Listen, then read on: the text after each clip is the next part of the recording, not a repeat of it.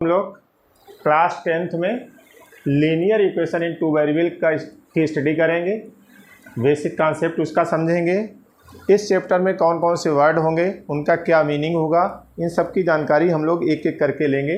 तो सबसे पहले बच्चों हम लोग सीखते हैं linear equation. Linear equation in two variable.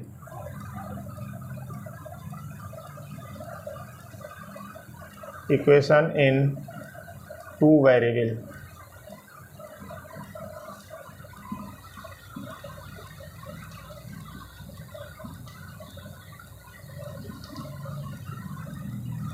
Linear equation in two variable बच्चों क्या होती है? Any equation of the form, कोई भी इक्वेशन हमारे पास बच्चों इस तरह की हो। किस तरह की हो? ए एक्स लिखा हो बच्चों, प्लस बी वाई लिखा हो, प्लस सी लिखा हो, इक्वल टू 0 लिखा हो, जिसमें A comma B comma C all are real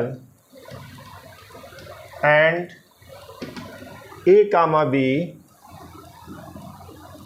and A not is equal to 0 comma B not is equal to 0 अगर है तो इस तरह की इक्वेशन जो होती है बच्चों वो लीनियर इक्वेशन कहलाती है। यानी any equation of the form a x plus B Y plus C equal to 0, a comma B comma C all are real and A not equal to 0, B not is equal to 0 is known as linear equation in two variable. इसमें बच्चों दो variable use हो रहे हैं, एक x है और एक वाई है। अब एक कंडीशन इसके साथ पड़ी हुई है बच्चों, A not is equal to 0, B not is equal to 0। इसका क्या मीनिंग है कि अगर ए की वैल्यू बेटा 0 हो गई तो जब 0 एक्स के साथ जाएगा तो इस पार्ट को 0 कर देगा। जब ये 0 कर देगा तो यहाँ से बची इक्वेशन हमारे पास होगी बच्चों b Y plus c is equal to 0 होगी। यानी वाई केवल एक वेरिएबल होगा, इसलिए इस इक्वेशन का नाम हो जाएगा linear equation in one variable. और अगर b की वैल्यू शून्य हो गई, 0 हो गई बच्चों, तो फिर वही बात आ जाएगी ए एक्स प्लस सी बराबर 0। यानी ये भी हमारी जो इक्वेशन होगी वो वन वेरिएबल होगी। बट हमें क्या सीखना है? हमारे पास जो चैप्टर का नाम है उसमें लिखा हुआ है बच्चों linear equation in two variable. This means any equation of the form a x plus B Y plus C equal to 0 where A B C all are real and A not is equal to 0 comma B not is equal to 0 is known as linear equation. Second बात बच्चों हम इस chapter में सीखते हैं solution of linear equation. Solution of linear equation. Solution of linear equation. Solution of linear equation सीखने के लिए बच्चों हम लोगों को क्या करना है? इसमें एक लीनियर इक्वेशन हमारे पास होगी, इस तरह की होगी, जिसको हम लोगों ने अभी पढ़ा था A x plus B Y plus C equal to 0 where A B C all are real and A not is equal to 0, B not is equal to 0। इस तरह की इक्वेशन होगी। अगर हमारे पास कोई value X is equal to alpha और Y is equal to beta इस तरह की है कि वो दोनों वैल्यू इस इक्वेशन को सेटिस्फाई करती हो, this implies a alpha plus b beta plus C equal to 0। Satisfy का मीनिंग बच्चों एक्स के स्थान पर अल्फ़ा रख लिया जाए यानी एक्स की वैल्यू को, और वाई के स्थान पर वाई की वैल्यू बीटा रख लिया जाए, और इस तरह से लेफ्ट हैंड साइड और राइट हैंड साइड दोनों सेटिस्फाई हो जाएं तो हम x is equal to alpha और y is equal to beta को बच्चों इस लीनियर इक्वेशन का एक सल्यूशन कहते हैं। तो a x plus B Y plus C equal to 0 having a solution x is equal to alpha y is equal to beta if alpha and beta satisfies the equation a x plus B Y plus C equal to 0। Third बात बच्चों इसमें हम लोग क्या सीखते हैं? Simultaneous system of linear equation. Simultaneous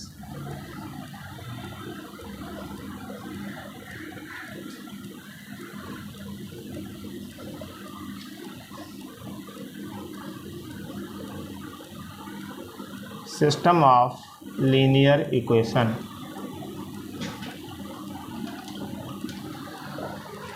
simultaneous system of linear equation बच्चों ये क्या चीज़ होती है?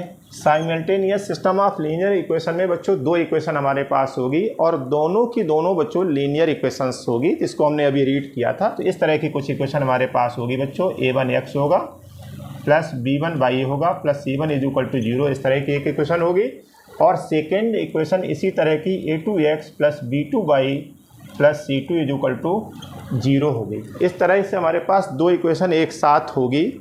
इसको हम लोग कहेंगे system of linear equation, system of linear equation. और इन दोनों इक्वेशन को अगर x is equal to alpha y बराबर बीटा एक साथ सेटिस्फाई करता हो तो this system of linear equation is known as simultaneous system of linear equation. बच्चों इसमें अच्छी तरह आपको समझ लेना चाहिए कि simultaneous system of linear equation क्या है। इसके लिए दो इक्वेशन आपके पास होगी, x की एक वैल्यू होगी, y की एक वैल्यू होगी। उस दोनों वैल्यू को x y की रख देंगे इक्वेशन में, इक्वेशन पहली वाली और इक्वेशन सेकंड दोनों सेटिस्फाई होगी। इस तरह का अगर सिस्टम आपको कभी मिलेगा तो इस तरह का सिस्टम ऑफ लीनियर इक्वेशन जो होता है इस called simultaneous system of linear equation. अब बच्चों बात करते हैं सोल्यूशन क्या होता है इसका, solution of system of linear equation क्या होता है। तो सोल्यूशन के लिए बच्चों फिर वही बात आ जाती है, हम लोग क्या करते हैं, x की वैल्यू अल्फ़ा और y की बीटा वैल्यू है, अगर दोनों इक्वेशन को सेटिस्फाई कर जाती है तो x इज इक्वल टू जो अल्फ़ा होता है और y इज इक्वल टू बच्चों जो बीटा होता है is a solution of simultaneous system of linear equation.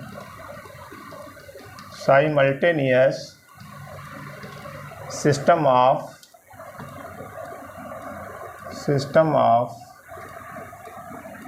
Linear equation.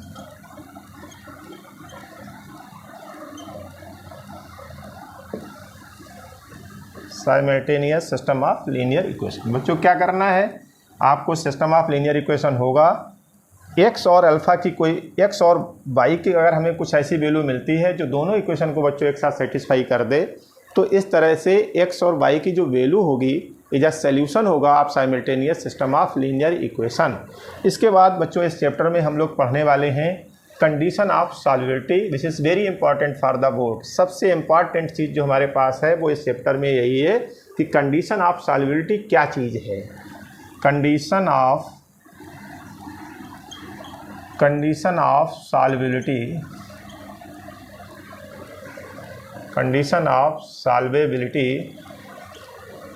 Of system of linear equation. System of linear equation. बच्चों ये क्या चीज़ है, condition of solubility of system of linear equation. इसमें बच्चों हमारे पास सिस्टम ऑफ लीनियर इक्वेशन होगा, a1x होगा प्लस b1y होगा प्लस c1 होगा इज इक्वल टू 0 होगा। और दूसरी लीनियर इक्वेशन हमारे पास जो होगी वो बच्चों होगी a2x होगी प्लस b2y होगी plus c2 is equal to 0 होगी। इससे हम लोग कंडीशन फर्स्ट बनाएंगे बच्चों, और कंडीशन फर्स्ट में हम लोग क्या देखेंगे कि इन दोनों इक्वेशन की जो सॉल्युबिलिटी की रिस्पांसिबिलिटी होगी बच्चों वो a1 a2 b1 b2 और c1 c2 के ऊपर होगी। तो हम लोग क्या करते हैं इसको समझते हैं बच्चों। पहला केस हम लोग लेते हैं, पहले केस में हमारे पास ये होगा a1 upon a2 not equal to b1 upon b2। हम लोग क्या करेंगे, x का काफिशिएंट लेंगे बच्चों, दूसरे में x का काफिशिएंट लेंगे, दोनों का रेशियो फार्म करेंगे। इसी तरह से y का काफिशिएंट लेंगे पहली इक्वेशन से, y का काफिशिएंट दूसरी इक्वेशन से लेंगे। इन दोनों की वैल्यू को समझेंगे। अगर ये दोनों वैल्यू इक्वल नहीं है तो हम लोगों के पास कुछ बच्चों रिजल्ट आएंगे, उन रिजल्ट को हमें समझना होगा। जैसे पहली बात, अगर हम लोगों से पूछा जाता है बच्चों इस कंडीशन में इन दोनों इक्वेशन का ग्राफ क्या होगा, तो ग्राफ मीन्स होगा कुछ ऐसा ग्राफ हमें मिलेगा बच्चों। क्योंकि ये लीनियर इक्वेशंस हैं, लाइन से बने हुए हैं, इसलिए जो ग्राफ होगा वो दोनों का लाइन होगा। और ये लाइन जो हमारी होंगी वो एक पॉइंट पर इस तरह से काट रही होंगी। तो कहने का मतलब कंडीशन अगर a1 upon a2 not is equal to b1 upon b2 बच्चों है, तो जो हमारे पास ग्राफ होगा वो ग्राफ कुछ इस तरह का होगा। उसमें दो लाइनें होंगी और दोनों लाइनें एक पॉइंट पर कट ऑफ कर रही होंगी। पहली बात। अगर लाइंस की बात बच्चों की जाए, जैसे पूछा जाए लाइंस किस तरह की है, तो इन लाइंस का नाम बच्चों होगा इंटरसेक्टिंग लाइन। इंटरसेक्टिंग लाइंस, जो हमें लाइंस मिलेंगी दोनों वो इंटरसेक्टिंग बच्चों होंगी। और तीसरी बात बच्चों इस तरह से पूछी जाती है कि इसका सिस्टम क्या है। तो सिस्टम अगर पूछा जाए तो ये सिस्टम जो हमारे पास होगा बच्चों, ये होगा कंसिस्टेंट सिस्टम कहलाता है। अगर लीनियर इक्वेशन जो हमारे पास दो दे रखी होती हैं, अगर उनको सोल्यूशन किया जाए बच्चों, at least one solution form हो जाए, चाहे तो एक सोल्यूशन फार्म हो जाए या एक से ज़्यादा सोल्यूशन अगर फार्म हो जाते हैं, तो ऐसी कंडीशन में जो सिस्टम है वो कंसिस्टेंट कहलाता है। और तीसरी बात बच्चों ये पूछी जा सकती है कि इसका जो सोल्यूशन होगा वो किस तरह का होगा। तो सोल्यूशन जो इसका होगा बच्चों, उसका नाम होगा यूनिक सोल्यूशन होगा। यानी चार बातें एक कंडीशन से निकल के हमारे पास आई हैं कि if a1/a2 not equal to b1/b2। बच्चों एग्जाम में पूछा जा सकता है इसका ग्राफ कैसा होगा। तो ग्राफ इस तरह की दो स्ट्रेट लाइन आपको बनाना है और दोनों स्ट्रेट लाइनें बच्चों एक ही पॉइंट पर कट ऑफ करते हुए दिखाना है। दूसरी बात, लाइंस का अगर फॉर्म लिखना है तो लाइनें कैसी होंगी, इंटरसेक्टिंग लाइन होंगी, ठीक है ना। तीसरे में सिस्टम बताना है, कंसिस्टेंट होगा। सॉल्यूशन बताना है तो इसका यूनिक होगा। ये बात पहली कंडीशन से हमें निकल के आई। दूसरी कंडीशन बच्चों इस तरह की हो सकती है कुछ, a1/a2 इक्वल टू b1/b2 और इक्वल टू c1/c2। फिर वही बात, चार कंडीशंस फिर से हम लोग लेते हैं बच्चों। जैसे ग्राफ की बात करना है, अगर ग्राफ की बात करें कैसा इसका फिगर होगा, इसमें तो इंटरसेक्टिंग लाइन दिखा रहा था, लेकिन इस कंडीशन का जो बच्चों ग्राफ होगा वो कुछ इस तरह का होगा कि एक लाइन ऐसे चल रही होगी और इसके ऊपर ही एक दूसरी लाइन भी चल रही होगी। इस तरह का ग्राफ हमको मिलने वाला है इसमें। a1/a2 equal to b1/b2 equal to c1/c2 में जो ग्राफ बच्चों मिलेगा, जिसको हमने यहाँ पे बनाया था, इसका ग्राफ कुछ इस तरह का होगा। एक लाइन होगी बच्चों, इसी के ऊपर दूसरी लाइन भी होगी। दूसरी बात, अगर लाइन